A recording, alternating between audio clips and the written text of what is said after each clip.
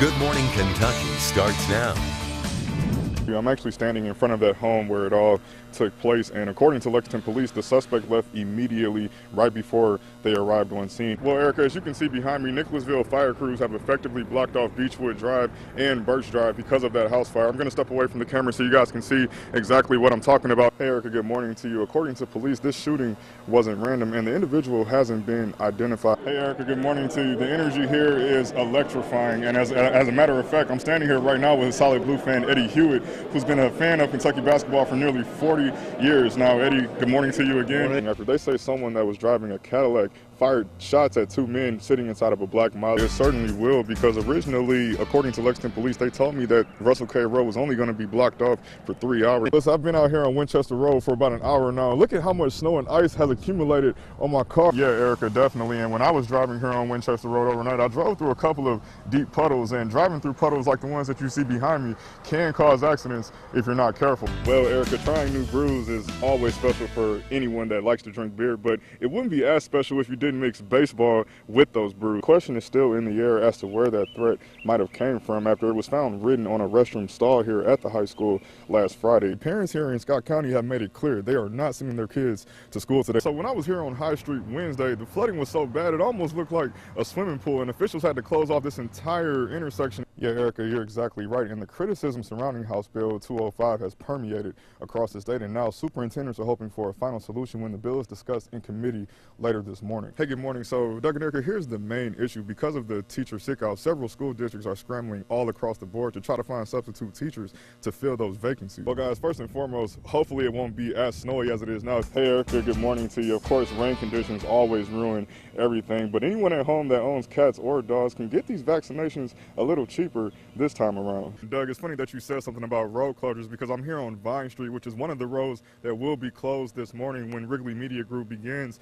filming scenes for the stand-in featuring Drew Barrymore. Nothing has really changed with these roads, but I want to show you something, Erica. Whenever snow mixes with rain, it creates what's called a wintry mix, which can be really dangerous if the temperatures do drop again. The campaign's theme is "I just didn't know," meaning most teens and adults weren't aware of the dangers caused by e-cigarettes. Doug and Erica, it seems that we've been talking about road conditions for a few weeks now, and the roads are still clear at this point. Nothing has really changed since my last update. Okay, George, thank you. Last night, of course, election night, and Kentucky's 6th district got national attention as Democrats and Republicans battled for control of the House. In that race, a narrow victory for incumbent Andy Barr, defeating Amy McGrath by nearly 10,000 votes.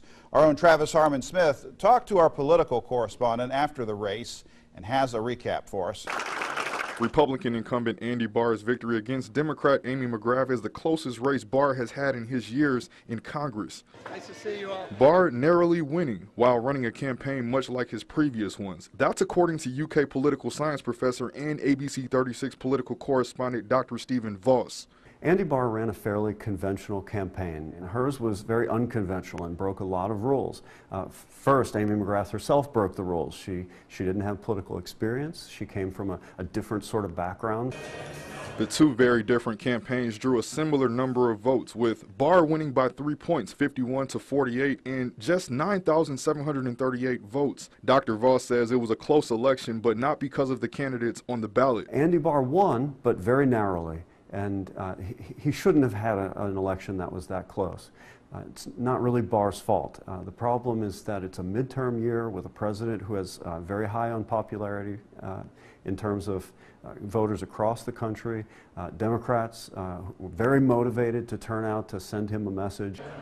That message of opposition ended up flipping the U.S. House, something Congressman Barr will find frustrating when he returns to Washington. There's a big difference in the House between being in the majority and being in the minority.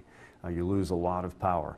In the Senate, things aren't quite the same. Her office's mission is to completely eliminate homelessness, but that starts with helping people survive the cold. But a plan was developed back in 2014, and basically what Lexington realized is in our city we are a very compassionate city, so that we have the ability to expand our shelter capacity so that absolutely no one has to be on the streets during these cold temperatures.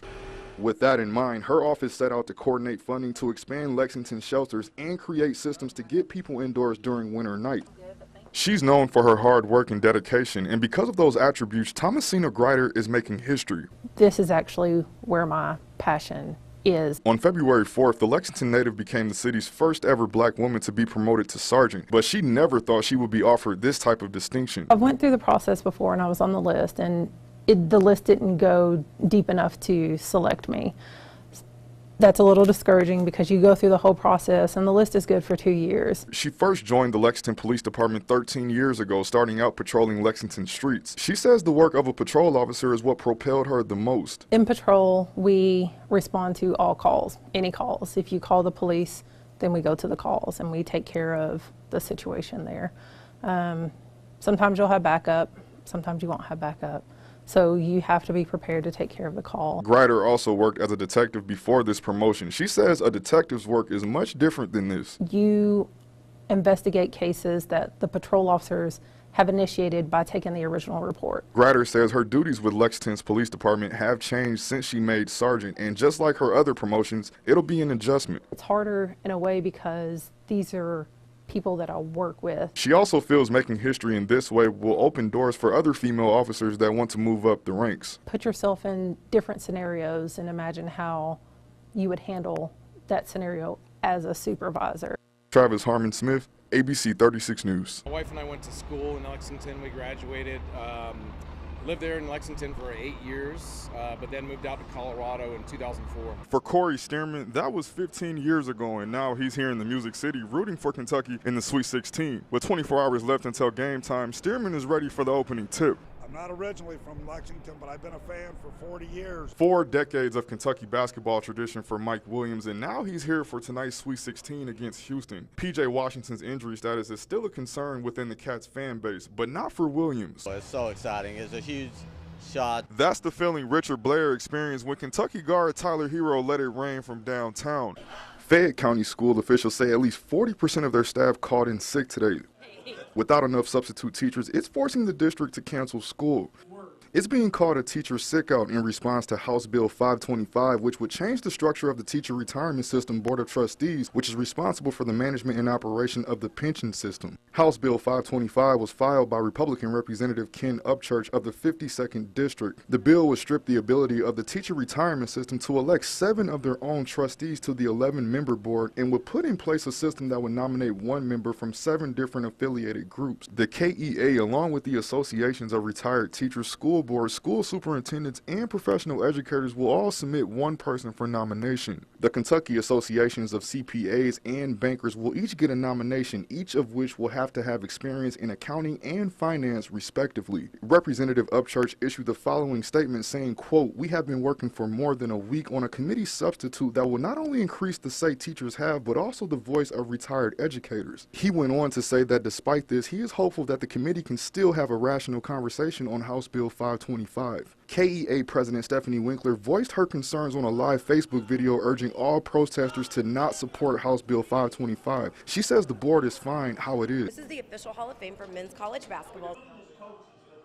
From the initial point of walking through these doors, you'll notice history and glory. Some call this experience the history and glory of college hoops. But history and college hoops is just one part of the college basketball experience. It's not your typical experience like a museum. It's the ultimate fan experience, according to Sales, Marketing, and Events Director Celeste Lupercio. So it's only located in Kansas City. And in addition to being a Hall of Fame, we are an attraction. So there are over 20 dynamic, interactive exhibits that you can engage in. She's referring to areas that you see here where families and kids can show off their basketball skills playing 5-on-5 pickup or with these interactive games, and even practice their broadcasting skills at this ESPNU desk. And all of the equipment is authentic, regulation.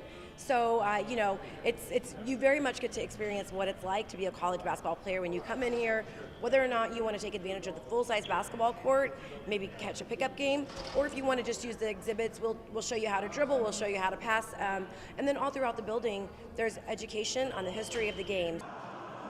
One part of this building is this hallway you see here known as the Guardians of Glory. All through here you can see historical college basketball moments of some of the best players and coaches that ever played and coached the game. Lupercio says fans also travel internationally to get a taste of college hoops history. We get so much traffic from people who are visiting Kansas City for business or also for pleasure, and definitely we love to track down where people are coming from, and it's fun to see basketball fans are like Australia loves basketball, which who knew? Whether or not you're traveling internationally, college basketball fans can find history here at the National College Basketball Hall of Fame.